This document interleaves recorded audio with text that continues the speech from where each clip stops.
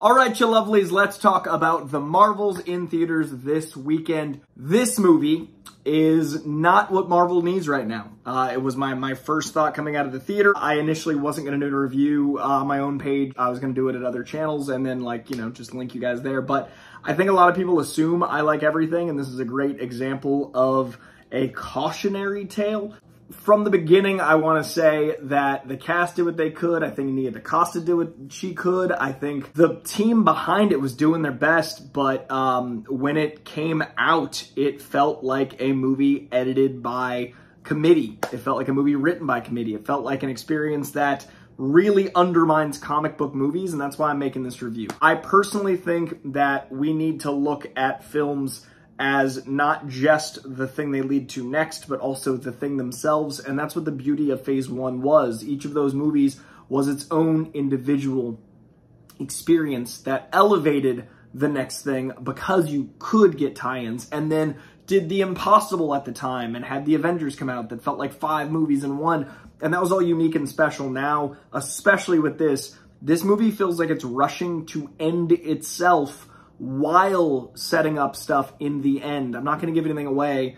I dug the post-credit scene, man. It was great. And the secondary post-credit scene, it's cool, but CGI really messed it up. So the movie itself rushes to the end, and that really costs you the humanity of the movie. We do get a Brie Larson that is much more Carol Danvers here. We do get the impossible charm of Iman Vellani. We do get an absolute badass and scientifically minded Monica Rambeau. And they do play around with a lot of the lore of them, and that is all delightful when they stay with it. Unfortunately, they cut away from it a lot. There's a great scene on the ship that I really enjoyed, and it was cut to go to more action. Every time you get to establish any sort of chemistry, it goes away. There somewhere is probably a 2-hour and 10-minute cut of this movie. This movie is not that long. It's an hour and 45. It's not that short. I feel like an hour and 45 is a normal length of a movie, but people wanted to attack it before seeing it. If you have interest in seeing it, I still recommend you do, because a lot of people I saw it with loved it. It wasn't for me. I know a lot of women are so happy to get these characters on screen, and it was for them in that way, and that is fantastic. But in my opinion,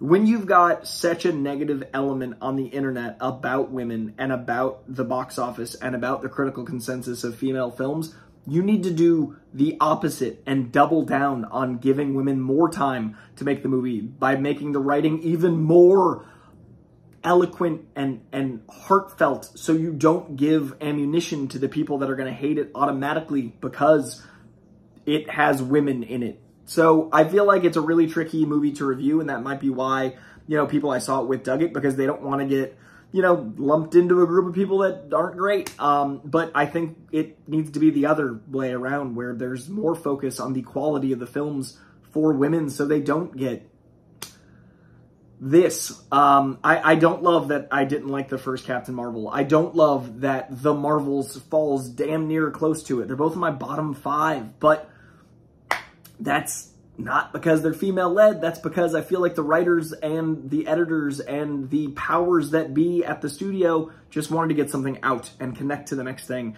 And this feels like it really sacrifices the integrity of the actor's work and the director's work and what the MCU can be. This, to me, is a great example of everything that people that don't like comic book movies thinks a comic book movie is. At times it felt like an SNL skit. At times it felt like the costumes were very Power Rangers-esque. At times it felt like the Disneyfication that everyone was afraid of around Age of Ultron onward. And for me, it was a lot of those things. And that sucks, because I really wanted to like this movie. I was really rooting for this movie. And to be honest, it's going to give a lot of ammunition to a lot of shitty people. And that's what hurts the most, beyond the movie hurting. The fact that a lot of shitty people are going to have a lot to say. And when it doesn't do as well in the box office, and when it doesn't do as well on Rotten Tomatoes, and when it doesn't improve the comic book industry, they've got another feather in their shitty little fedoras. So I don't know. The movie itself, it's a mess. The villain is very unmemorable. The story is contrived and very plot convenient. The stakes they just happen and go away. Emotional landings don't happen a lot. Weight is mostly absent. It is a roller coaster film like Scorsese, you know, thinks all comic movies are. Like, it's just an up and down ride. Yeah, there were moments of fun. Yeah, Aman Vellani is charm incarnate still, but she's doing a lot of heavy lifting to keep this thing going. And it was great to see Carol Danvers get to be more like the comic book Carol Danvers, but at what cost? So many cuts away, so many, yes, meandering things.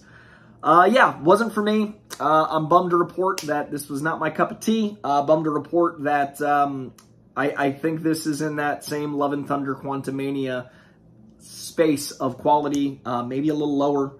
And yeah, these women, including the director, Nia DaCosta, Teyonah Parris, Brie Larson, and Aman Vellani deserve better, and so do people that were really excited for this movie. So I feel like without saying negative, then the studios get the wrong idea that they can make whatever they want, and that means quality-wise. They can just put out whatever.